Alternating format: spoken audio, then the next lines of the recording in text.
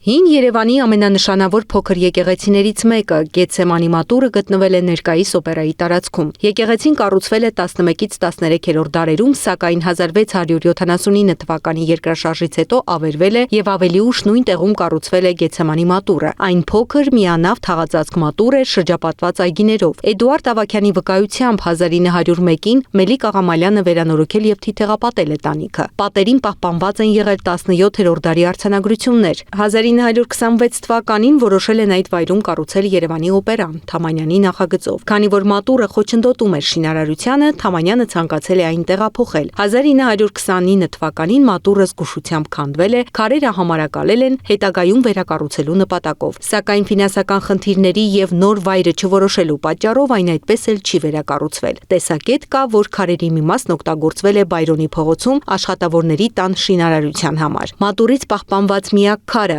խաչաքանդակով այժմ գտնվում է Երևանի Սուրբ Աննա եկեղեցու բակում։